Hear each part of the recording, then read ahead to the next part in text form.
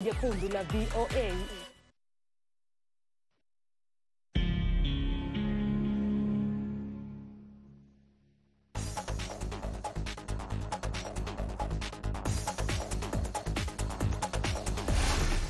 Rwanda's genocide victims are remembered 25 years after 800,000 people were massacred during a 3-month killing spree. A Finnish charity provides secondary education at a Uganda refugee camp. And a female pool player in South Africa promotes the sport among the nation's youth. Africa 54 starts right now. Good evening, I'm Esther Gidu. You are in for Vincent Makori. This is Africa 54. Rwanda has kicked off a week of ceremonies to commemorate the lives of some 800,000 Tutsis and Hutus who were massacred by ethnic Hutu extremists during a 3-month killing spree that began 25 years ago. In the lead up to the 25th anniversary of the genocide, tensions have been mounting between Rwanda and Uganda. A frequent guest to commemoration events, Ugandan President Yoweri Museveni was noticeably absent this time. He was instead represented by his Foreign Affairs Minister, Sam Kutesa. Rwanda has accused Uganda of supporting groups opposed to the government in Kigali, an accusation that Uganda is rejecting. The somber event began Sunday with lighting of the flame and laying of wreaths at the Kigali Genocide Memorial. Several young Rwandans handed over the flame that will burn for the next 100 days to Kagame. As Rwanda and the world marks the solemn occasion, among the lasting legacies of genocide is the International Criminal Court, which grew out of tribunals to investigate and prosecute those responsible for the horrific atrocities committed in Rwanda and during the Balkan Wars of the 1990s. Rwandan President Paul Kagame led the commemorations with a stern warning to those with plans to destabilize the country. VOA's Edward Rwema has more of the day's highlights from Kigali. The commemoration began with lighting of the flame and laying of wreaths at the Kigali Genocide Memorial, where close to 250,000 remains were buried.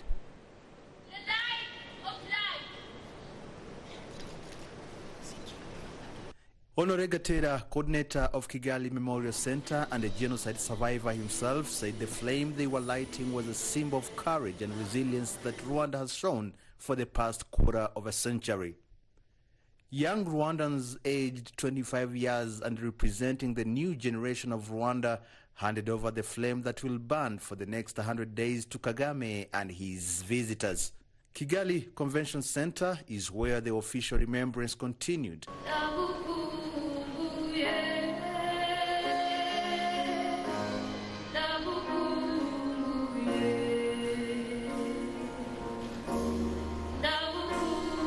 The day was marked by songs, poems, and plays highlighting the renewal of the nation. April 7, 2019, Rwandans today begin 100 days of commemoration of the genocide against the Tutsi that happened 25 years ago. In his speech, Rwandan President Paul Kagame hailed the resilience of Rwandans who he said have carried an immense weight with little or no complaint. To survivors, we can only say thank you. Your resilience and bravery represent the triumph of the Rwandan character in its purest form. Joining us today are families from other countries whose husbands, fathers, sisters, and aunts were claimed by the same deadly ideology. Other officials who spoke at the commemoration event included Ethiopian Prime Minister Abiy Ahmed, who served as part of an Ethiopian peacekeeping mission in Rwanda in 1995 at age 18. He hailed Rwanda for planting the seeds of never again. I applaud you for diligently planting the seeds of never again into your green hills and valleys so that your African brothers and sisters take pride in your action. Rwanda's President Paul Kagame, who led the commemoration, warned those with plans of destabilizing the country, saying that nothing has the power to turn Rwandans against each other. For those who think our country has not seen enough of a mess, and in defense of those children you saw and others in this country and our nation. And by the way, we claim no special place, but we have a place to claim.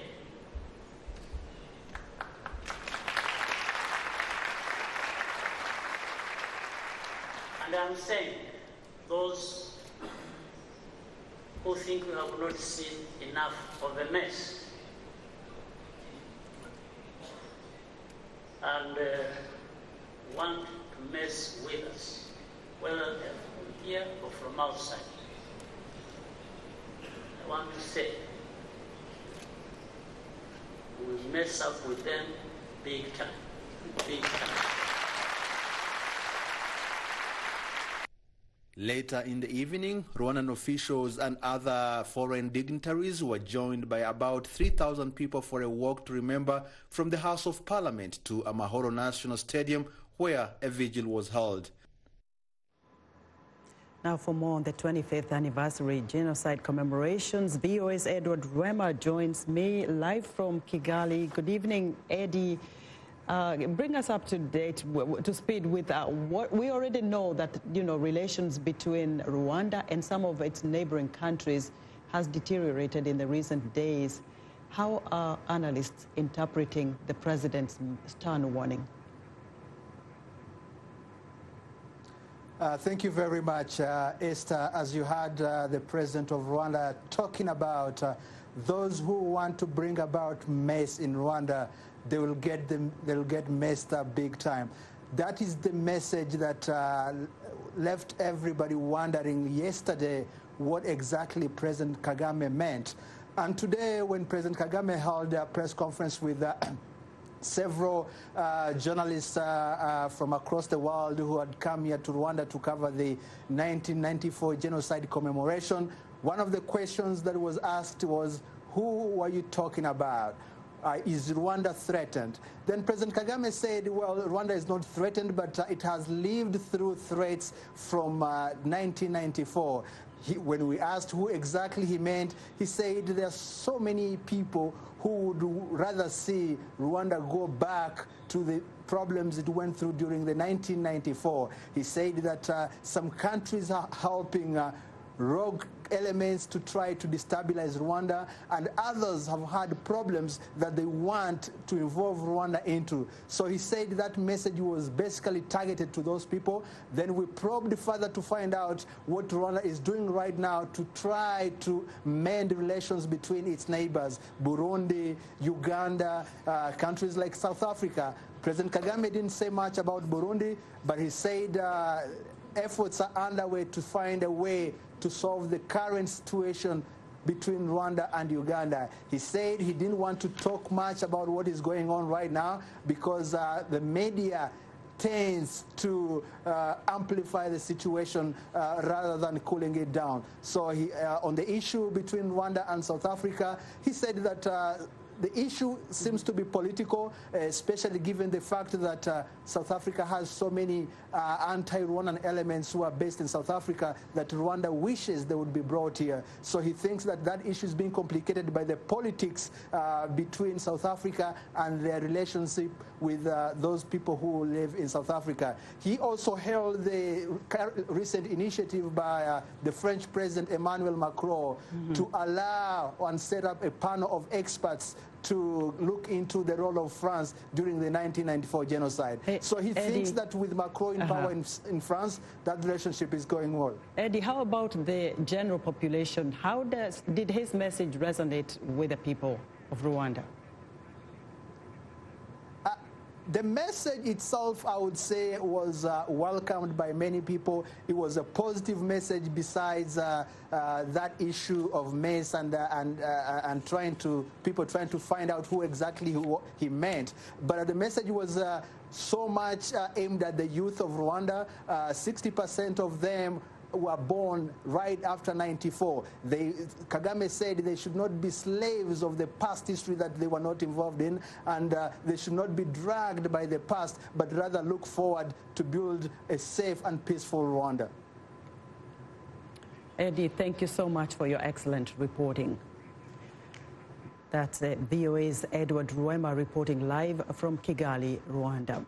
Now, as we mentioned, Rwandan President Paul Kagame opened Sunday's solemn ceremony at a mass grave in Kigali. As VOA's Ladza Hawk reports, France's role in Rwanda during the massacre simmers, and it's still a matter of dispute between the two countries. We want to warn you, some of the images are disturbing.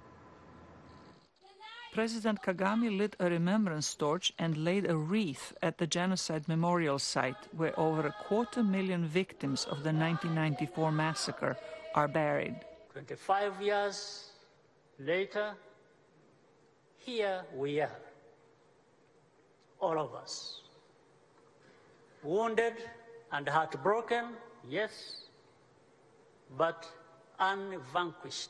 Rwanda will mourn for 100 days, the time it took to kill hundreds of thousands of people, mostly ethnic Tutsis and some moderate Hutus. The slaughter began on the night of April 6, 1994, after a plane carrying the presidents of Rwanda and Burundi was shot down near the Kigali airport.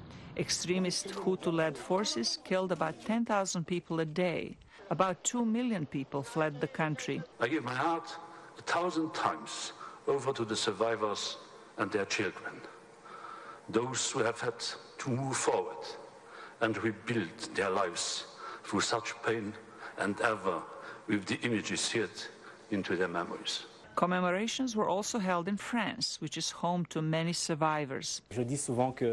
I often say that we, the people who survived that attack, the luck we had is that April 8th was at the very beginning of the genocide, and therefore the Red Cross could still operate, and there were still good souls who could oppose that horror, but also help the Tutsis. Before the genocide, France had supported the Hutu-led government against the Tutsi-dominated opposition. The victorious opposition has accused the French of enabling Hutu killers, which Paris has long denied. French President Emmanuel Macron on Friday appointed a group of experts to investigate French actions during the massacres in an effort to end 25 years of tensions with the African country. We remember, we commemorate. We have made April 7th an official day, and above all, now we'll work with this independent commission of historians who'll have to shed light on what happened in Rwanda 25 years ago. The genocide ended in July 1994, after the forces of the rebel Rwandan Patriotic Front, led by Kagame, entered the country from Uganda and defeated Rwanda's military Hutu leaders. Zlatica Hawk, VOA News, Washington. The United Nations humanitarian coordinator in Libya, Maria Ribeiro, called on Libya's rival forces on Monday to observe a temporary truce to allow the evacuation of civilians and wounded from conflict areas around Tripoli. Libya's UN-backed Prime Minister Fayez Sarraj says his government's troops are prepared to confront the forces loyal to Eastern Libyan military commander General Khalifa Haftar, which appear to have gained ground along the outskirts of Tripoli. Sarraj says that his government has been, quote, stabbed in the back by Haftar, and called his action an attempted coup.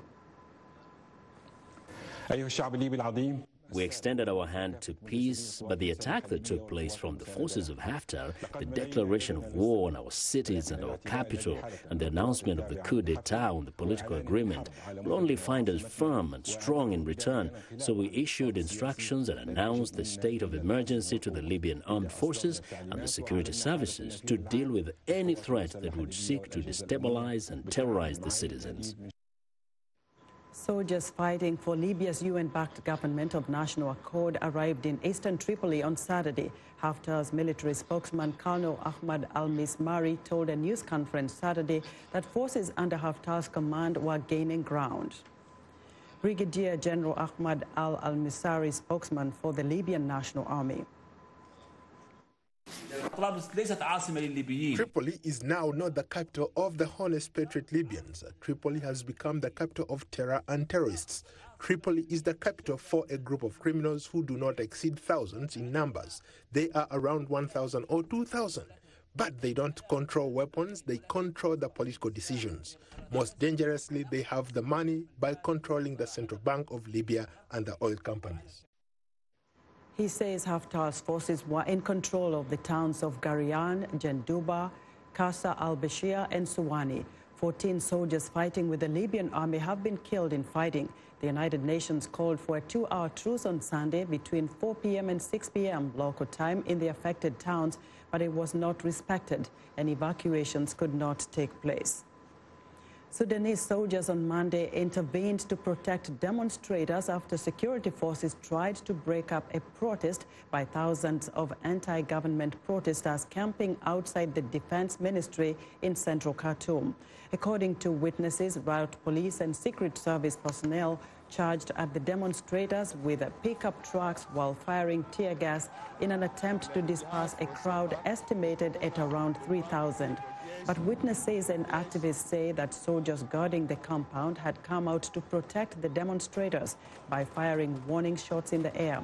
Previous attempts by security forces failed to disperse the protesters, who have vowed to stay until President Omar al-Bashir steps down. Protests against Bashir have been staged regularly since December, when the government tried to raise bread prices. We want to know what you think about Africa 54 and the stories we cover. Join the conversation on Facebook. The address is Africa 54. We're also streaming our show live on Facebook, so check us out and share our show with your friends. Still ahead on Africa 54, filling the education gap at a Ugandan refugee camp. But first, a look at Monday's headlines.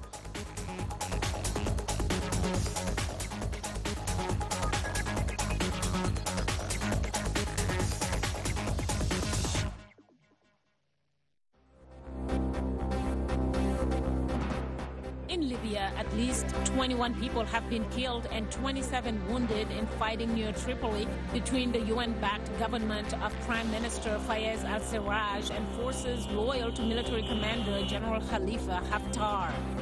In Sudan, protests turned violent in Khartoum overnight as thousands gathered in the capital against President Omar al-Bashir's 30-year rule.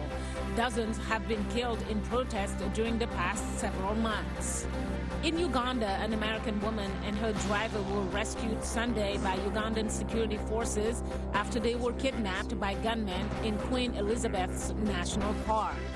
Tunisian president said Sunday he won't seek a second term for president in November. The 93-year-old won the first free presidential election in 2014.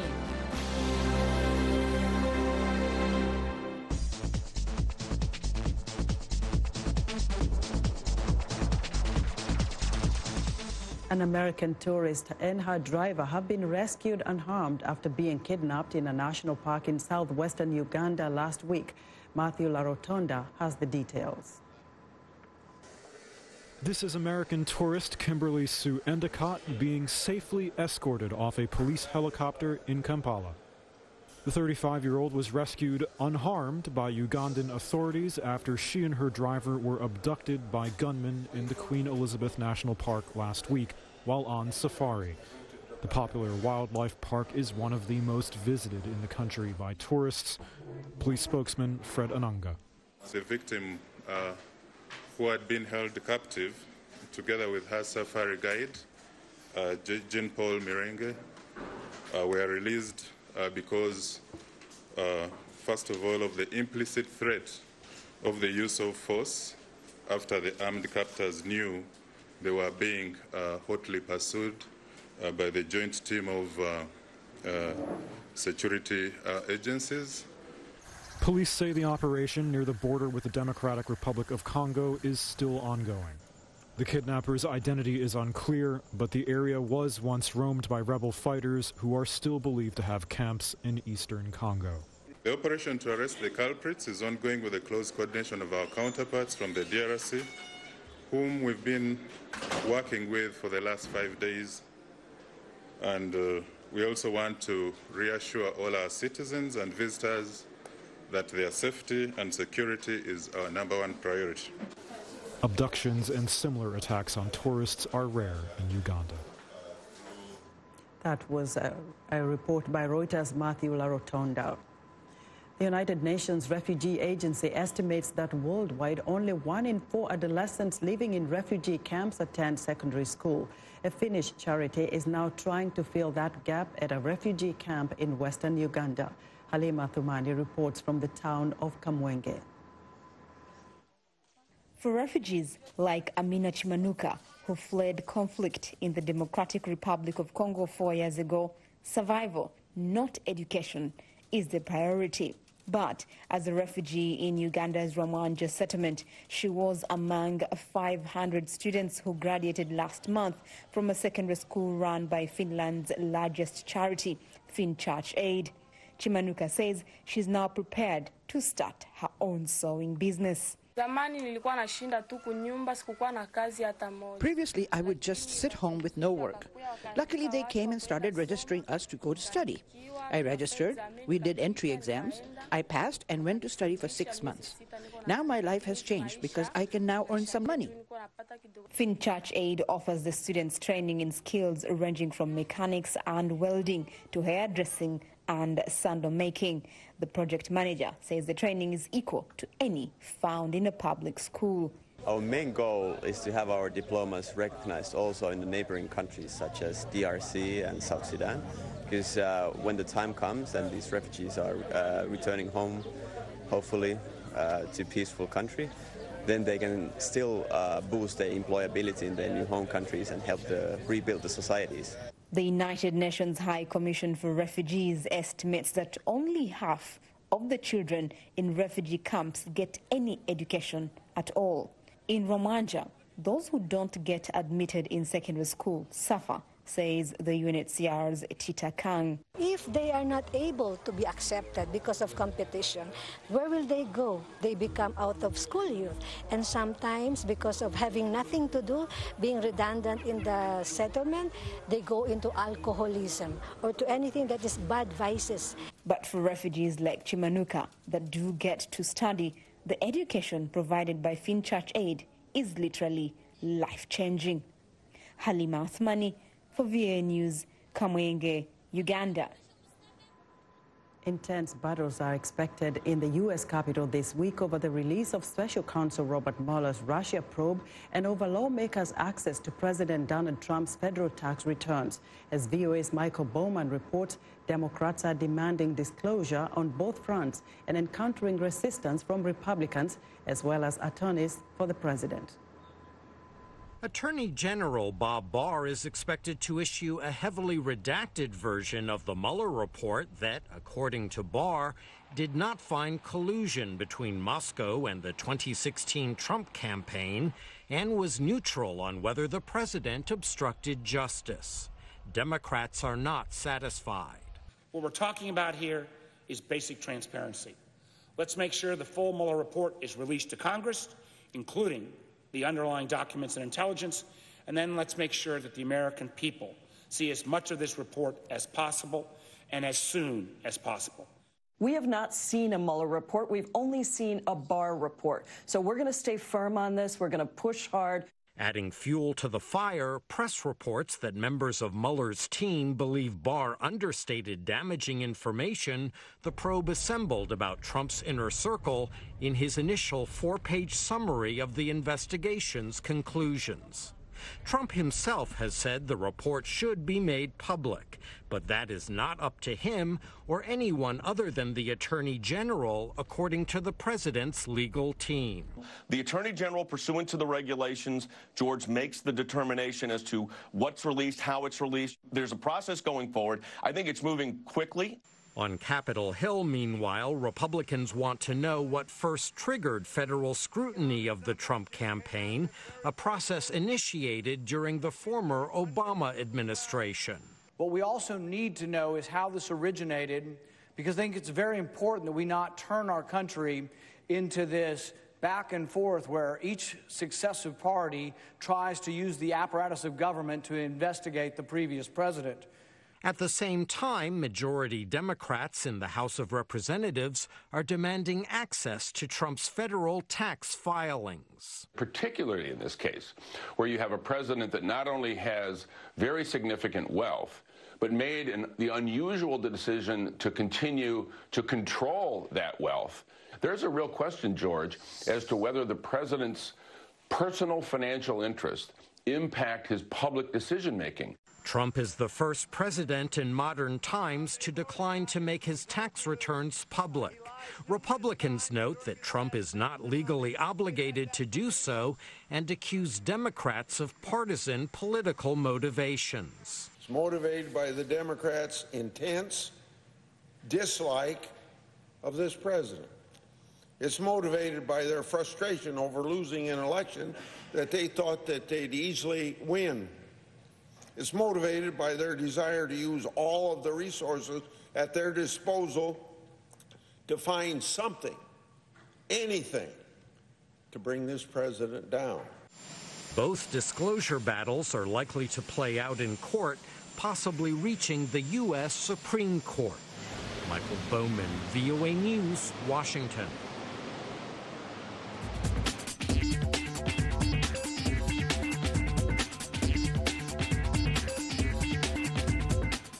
Here's what's trending. A young and gifted pool player from Cape Town, South Africa, is taking the national and global pool scene by storm, and she's hoping to popularize the sport.